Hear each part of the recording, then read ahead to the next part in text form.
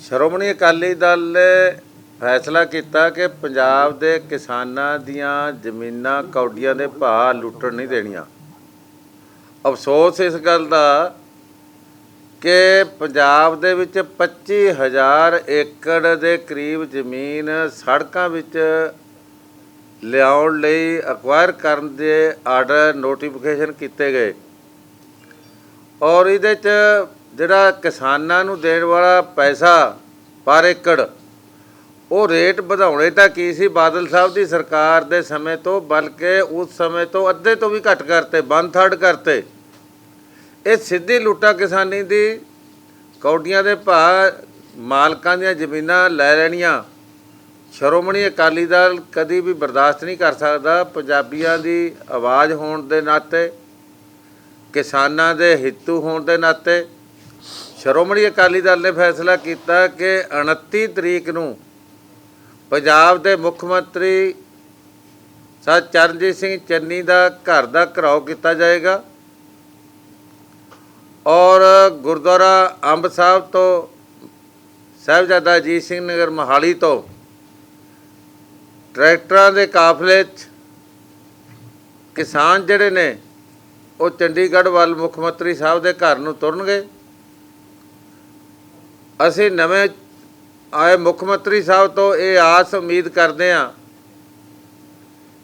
ਕਿ ਪਹਿਲਾਂ ਗਏ ਮੁੱਖ ਮੰਤਰੀ ਦੀ ਤਰ੍ਹਾਂ ਪੰਜਾਬ ਦੇ ਕਿਸਾਨਾਂ ਨੂੰ ਨਾ ਉਜਾੜਨ, ਪੰਜਾਬ ਦੇ ਕਿਸਾਨਾਂ ਦੀ ਲੁੱਟ ਰੋਕਣ, ਪੰਜਾਬ ਦੀ ਕਿਸਾਨੀ ਦੀ ਬਰਬਾਦੀ ਬਚਾਉਣ ਔਰ ਦਾਖਲ ਦੇ ਕੇ ਪੰਜਾਬ ਦੇ ਕਿਸਾਨਾਂ ਦੀ ਜ਼ਮੀਨ ਦਾ ਮੁਆਵਜ਼ਾ ਜਿਹੜਾ ਹੈ ਉਹ ਦੁੱਗਣਾ ਕਰਨ, ਜਿਹੜਾ ਹੁਣ ਦਿੱਤਾ ਜਾ ਰਿਹਾ। ਆਪਣੇ ਹੇਠਲੇ ਅਧਿਕਾਰੀਆਂ ਨੂੰ ਹਦਾਇਤਾਂ ਕਰਨ ਕਿ ਵੱਧ ਤੋਂ ਵੱਧ ਜਿੰਨਾ ਵੀ ਉਸ ਏਰੀਏ ਦੇ ਵਿੱਚ ਜ਼ਮੀਨ ਦਾ ਮੁੱਲ ਆ ਉਹਦਾ 4 ਗੁਣਾ ਜਿਹੜੀ ਅਸਲੀ ਜ਼ਮੀਨ ਦੀ ਕੀਮਤ ਆ, ਮਾਰਕੀਟ ਪ੍ਰਾਈਸ ਜਿਹਨੂੰ ਕਹਿੰਦੇ ਆ, ਉਹਦਾ 4 ਗੁਣਾ ਜੋ ਭਾਰਤ ਸਰਕਾਰ ਦਾ ਕਾਨੂੰਨ ਕਹਿੰਦਾ ਉਹਦੇ ਮੁਤਾਬਕ ਦਿੱਤਾ ਜਾਵੇ। ਇਹ ਚਲਾਕੀ ਤੇ ਹੁਸ਼ਿਆਰੀ ਜਿਹੜੀ ਕੈਪਟਨ ਸਾਹਿਬ ਦੇ ਰਾਜ 'ਚ ਹੋਈ ਕਿ ਕਲੈਕਟਰ ਰੇਟ 1/3 ਕਰਤੇ ਤੇ ਫਿਰ 1/3 ਹੀ ਮੁਆਵਜ਼ਾ ਮਿਲਿਆ। ਸੋ ਕਿਸਾਨੀ ਨੂੰ ਬਚਾਉਣ ਲਈ, ਕਿਉਂਕਿ ਇਹ ਜਿਹੜੀਆਂ ਸੜਕਾਂ ਬਣ ਰਹੀਆਂ ਨੇ ਇਹ ਮਿੱਟੀ ਦੇ ਨਾਲ ਹੇਠਾਂ ਤੋਂ ਠੋਸ ਬਣ ਰਹੀਆਂ ਨੇ, ਇਹਨਾਂ ਦੇ ਜ਼ਮੀਨਾਂ ਵੀ ਡਿਵਾਈਡ ਹੋ ਰਹੀਆਂ ਨੇ। ਸਿੰਚਾਈ ਵਾਲਾ ਪਾਣੀ ਜਿਹੜਾ ਹੈ ਉਹ ਲਾਉਣ ਲਈ ਦੁੱਗਣਾ ਖਰਚਾ ਕਰਨਾ ਪਊਗਾ ਕਿਸਾਨ ਨੂੰ। ਪਾਣੀ ਦੇ ਨਿਕਾਸ ਦਾ ਪ੍ਰਬੰਧ ਕੋਈ ਨਹੀਂ ਹੋਏਗਾ, ਉਹਦਾ ਨੁਕਸਾਨ ਹੋਊਗਾ ਕਿਸਾਨ ਨੂੰ।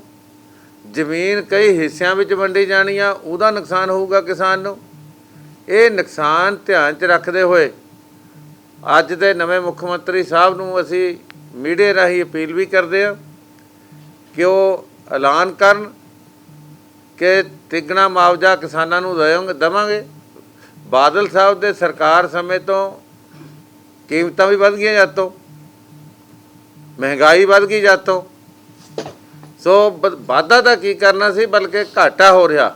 ਔਰ ਮੈਂ ਕਹਿ ਸਕਦਾ ਕਿ ਕਾਰਪੋਰੇਟ ਘਰਾਣਿਆਂ ਨੂੰ ਪਾਲਣ ਦਾ ਇੱਕ ਖੇਤੀ ਸੰਬੰਧੀ ਕਾਲੇ ਕਾਨੂੰਨਾਂ ਦਾ ਜਿੰਨਾ ਖਤਰਾ, ਉਨਾ ਹੀ ਇਹ ਖਤਰਾ ਕਿ ਮਾਲਕਾਂ ਨੂੰ ਜ਼ਮੀਨਾਂ ਜਿਹੜੀਆਂ, ਮਾਲਕਾਂ ਦੀਆਂ ਜ਼ਮੀਨਾਂ ਜਿਹੜੀਆਂ ਨੇ ਉਹ ਕੌਡੀਆਂ ਦੇ ਭਾਅ ਲੁੱਟੀਆਂ ਜਾ ਰਹੀਆਂ ਨੇ।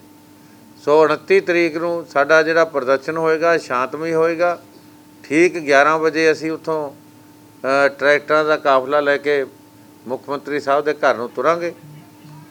ਔਰ ਬਾਕੀ ਹੈ ਜਿਹੜਾ ਅੱਜ ਜਿਸ ਤਰ੍ਹਾਂ ਸਾਡੇ ਧਾਰਮਿਕ ਸਥਾਨਾਂ 'ਤੇ, ਸਾਡੀਆਂ ਧਰਮ ਦੀਆਂ ਸੰਸਥਾਵਾਂ 'ਤੇ ਹਮਲੇ ਹੋ ਰਹੇ ਨੇ ਔਰ ਸਰਕਾਰ ਵੱਲੋਂ ਇਹ ਸਾਡੀਆਂ ਪੰਥ ਦੀਆਂ ਸੰਸਥਾਵਾਂ ਨੂੰ ਕਬਜ਼ਾ ਕਰਨ ਲਈ ਯਤਨ ਹੋ ਰਹੇ ਨੇ। ਖਾਸ ਤੌਰ 'ਤੇ ਦਿੱਲੀ ਦੇ ਵਿੱਚ ਜਿਸ ਤਰ੍ਹਾਂ ਹੁਣ ਖੇਡ ਖੇਡੀ ਜਾ ਰਹੀ ਆ ਸਰਕਾਰ ਵੱਲੋਂ, ਉਹ ਬਹੁਤ ਹੀ ਨਿੰਦਣਯੋਗ ਵੀ ਆ, ਦੁਖਦਾਈ ਆ। ਉਹਦਾ ਹਵਾਲਾ ਮਾਨਯੋਗ ਸਾਹਿਬ ਮਹੇਸ਼ਿੰਦਰ ਸਿੰਘ ਗਰੇਵਾਲ ਹੁਣੀ ਸਾਰਾ ਤੁਹਾਨੂੰ ਦੱਸਣਗੇ ਕਿ ਕੀ ਕੁਛ ਉੱਥੇ ਵਾਪਰਿਆ। मैं जो प्रेस साहब ने कहा उदू अगे गल तोड़दा। देखो हैरानी की गल यह है ਕਿ ਲੋਕਤੰਤਰ ਵਿੱਚ 4 ਸਾਲ ਬਾਅਦ ਦਿੱਲੀ ਸਿੱਖ ਗੁਰਦੁਆਰਾ ਪ੍ਰਬੰਧਕ ਕਮੇਟੀ ਦੀਆਂ ਵੋਟਾਂ ਪਈਆਂ। 46 ਵਿੱਚੋਂ ਸ਼੍ਰੋਮਣੀ ਅਕਾਲੀ ਦਲ 27 ਜਿੱਤਿਆ, ਵਿਰੋਧੀ 19 ਜਿੱਤੇ। ਇੱਕ ਮੈਂਬਰ ਉਹਨਾਂ ਦਾ ਆ ਗਿਆ, ਅਸੀਂ 28 ਹੋ ਗਏ। ਇੱਕ ਸਾਡਾ ਕਾਪਟ ਹੋ ਗਿਆ, 29 ਹੋ ਗਏ। ਇੱਕ ਸ਼੍ਰੋਮਣੀ ਗੁਰਦੁਆਰਾ ਪ੍ਰਬੰਧਕ ਕਮੇਟੀ ਦਾ ਨੁਮਾਇੰਦਾ ਭੇਜਿਆ ਗਿਆ, ਸਰਦਾਰ ਮਨਜਿੰਦਰ ਸਿੰਘ ਸਰਸਾ, ਅਸੀਂ 30 ਹੋ ਗਏ। ਪਰ ਦੁੱਖ ਲੱਗਦਾ ਇਸ ਗੱਲ ਦਾ ਕਿ ਜਦ ਸਰਕਾਰਾਂ ਇੰਨੀ ਘਟੀਆ ਰਾਜਨੀਤੀ ਦੇ ਆ ਜਾਣ ਤੇ ਸਿੱਖਾਂ ਦੇ ਇੰਟਰਨਲ ਧਾਰਮਿਕ ਮਾਮਲਿਆਂ ਵਿੱਚ ਦਖਲ ਦੇਣ, ਉਹਨੂੰ ਕੋਈ ਪ੍ਰਵਾਨ ਨਹੀਂ ਕਰ ਸਕਦਾ। ਹੁਣ ਸਰਦਾਰ ਮਨਜਿੰਦਰ ਸਿੰਘ ਸਰਸੇ ਦਾ ਨੋਮੀਨੇਸ਼ਨ ਸ਼੍ਰੋਮਣੀ ਗੁਰਦੁਆਰਾ ਪ੍ਰਬੰਧਕ ਕਮੇਟੀ ਨੇ ਭੇਜਿਆ। ਸ਼੍ਰੋਮਣੀ ਗੁਰਦੁਆਰਾ ਪ੍ਰਬੰਧਕ ਕਮੇਟੀ ਦਾ ਮੈਂਬਰ ਬਣਨ ਲਈ ਲਾਜ਼ਮ ਕੀ ਹੈ ਕਿ ਉਹਨੂੰ ਗੁਰਮੁਖੀ ਪੜ੍ਹਨੀ ਆਉਂਦੀ ਹੋਵੇ ਤੇ ਲਿਖਣੀ ਹੋਵੇ।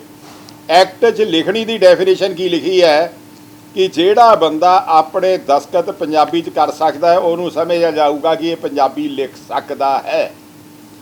ਸ਼੍ਰੋਮਣੀ ਗੁਰਦੁਆਰਾ ਪ੍ਰਬੰਧਕ ਕਮੇਟੀ ਦੀ ਐਗਜ਼ੈਕਟਿਵ ਨੇ ਮਾਨਯੋਗ ਪ੍ਰਧਾਨ ਨੂੰ ਆਪਣੇ ਨੂੰ ਪਾਵਰਸ ਦੇਤੀਆਂ ਕਿ ਤੁਸੀਂ ਇੱਕ ਨੋਮੀਨੇਸ਼ਨ ਭੇਜ ਦਿਓ। ਨੋਮੀਨੇਸ਼ਨ ਪ੍ਰੈਜ਼ੀਡੈਂਟ SGPC ਨੇ ਸਰਦਾਰ ਮਨਜਿੰਦਰ ਸਿੰਘ ਸਰਸਾ ਦਾ ਭੇਜਤਾ। 9 ਸਤੰਬਰ ਨੂੰ ਕਾਪਸ਼ਨ ਦੀ ਮੀਟਿੰਗ ਹੋਈ। ਰੂਲ ਕੀ ਹੈ ਕਿ ਕਾਪਸ਼ਨ ਵਿੱਚ 2 ਮੈਂਬਰ ਦਿੱਲੀ ਦੇ ਇਲੈਕਟਿਡ ਮੈਂਬਰ ਕਰਨਗੇ, ਇੱਕ ਨੁਮਾਇੰਦਾ ਸ਼੍ਰੋਮਣੀ ਗੁਰਦੁਆਰਾ ਪ੍ਰਬੰਧਕ ਕਮੇਟੀ ਦਾ ਹੋਊਗਾ, 2 ਨੁਮਾਇੰਦੇ ਜਿਹੜੇ ਹੈਗੇ ਆ ਉਹ ਦਿੱਲੀ ਦੀਆਂ ਸਿੰਘ ਸਭਾਵਾਂ ਵਿੱਚੋਂ ਲੋਟਰੀ ਦੇ ਡਰਾਅ ਨਾਲ ਨਿਕਲਣਗੀਆਂ। ਤੇ ਦਿੱਲੀ ਦੀ ਕੇਜਰੀਵਾਲ ਸਰਕਾਰ ਨੇ, ਜਿਹਦੇ ਥੱਲੇ ਡਾਇਰੈਕਟਰ ਗੁਰਦੁਆਰਾ ਇਲੈਕਸ਼ਨ ਦਾ ਡਾਇਰੈਕਟ ਇੰਪਲਾਈ ਆ ਉਹਨਾਂ ਨੇ ਪਹਿਲਾਂ ਤਾਂ 9 ਤਰੀਕ ਨੂੰ ਉਹ ਦਿੱਤੇ ਹੋਏ ਏਜੰਡੇ ਦੇ ਮੁਤਾਬਕ ਪੂਰੀ ਕਾਰਵਾਈ ਨਹੀਂ ਕੀਤੀ।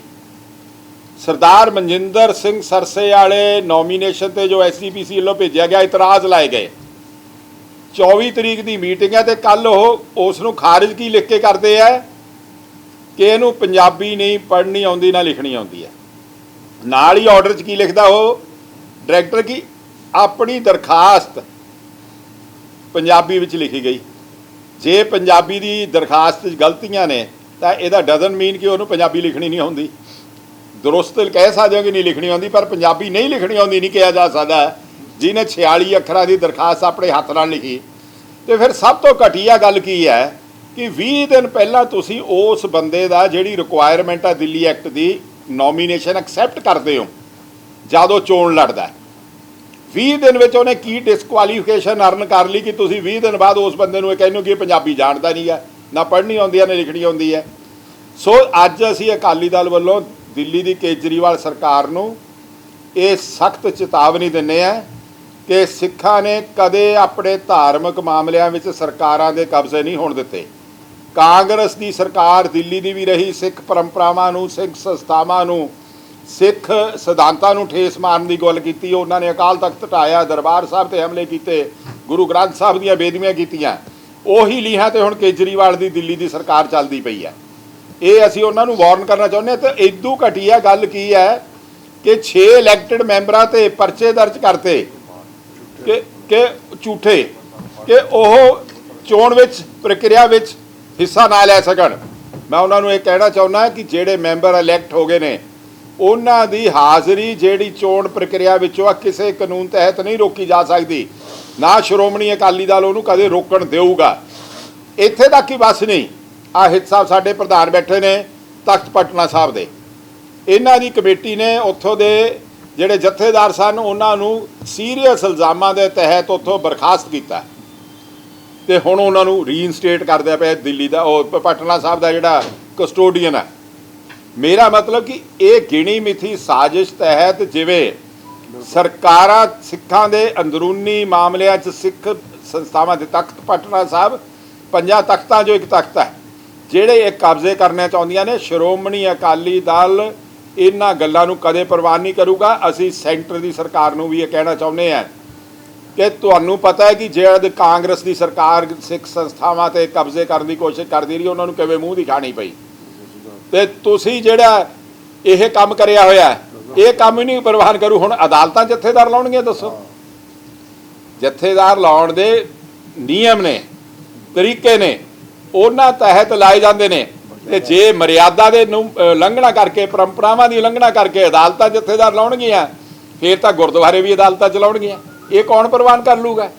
ਸੋ ਅੱਜ ਸ਼੍ਰੋਮਣੀ ਅਕਾਲੀ ਦਲ ਸਮੁੱਚੇ ਕੇਜਰੀਵਾਲ ਦੀ ਸਰਕਾਰ ਨੂੰ ਤੇ ਦਿੱਲੀ ਦੀ ਸਰਕਾਰ ਨੂੰ ਵੀ ਇਹ ਕਹਿੰਦਾ ਹੈਗਾ ਕਿ ਸਿੱਖ ਸੰਸਥਾਵਾਂ, ਸਿੱਖ ਪਰੰਪਰਾਵਾਂ, ਸਿੱਖ ਗੁਰਦੁਆਰਿਆਂ ਤੇ ਕਬਜ਼ੇ ਕਰਨ ਦੀ ਕੋਸ਼ਿਸ਼ ਨਾ ਕਰਨ। ਇਹਨਾਂ ਨੂੰ ਮੂੰਹ ਦੀ ਖਾਣੀ ਪਊਗੀ। ਅਕਾਲੀ ਦਲ ਇਹ ਗੱਲ ਕਦੇ ਪ੍ਰਵਾਨ ਨਹੀਂ ਕਰੂਗਾ ਕਿ ਸਰਕਾਰਾਂ ਕੋਝੀਆਂ ਚਾਲਾਂ ਚੱਲ ਕੇ ਮੈਂਬਰਾਂ ਦੇ ਝੂਠੇ ਪਰਚੇ ਕਰਕੇ ਆਪਣੇ ਅਫਸਰਾਂ ਨੂੰ ਬਦਲ ਕੇ ਕਾਗਜ਼ਾਂ ਦੇ ਰੱਦੋ ਬਦਲ ਕਰਾ ਕੇ ਇਹ ਕਾਰਵਾਈ ਕਰਨਗੇ ਤਾਂ ਇਹਨੂੰ ਪੰਥ ਕਦੇ ਵੀ ਲਾਈਂਗ ਡਾਊਨ ਨਹੀਂ ਲਊਗਾ। ਅਸੀਂ ਇਸ ਗੱਲ ਨੂੰ ਚੈਲੰਜ ਕਰਦੇ ਆ ਕਿ ਇਹ ਗੱਲਾਂ ਕਦੇ ਵੀ ਪਿਛਲੇ ਸਮੇਂ 'ਚ ਵੀ ਕਾਮਯਾਬ ਨਹੀਂ ਹੋਈਆਂ, ਨਾ ਹੁਣ ਹੋਣ ਦੇਣੀਆਂ।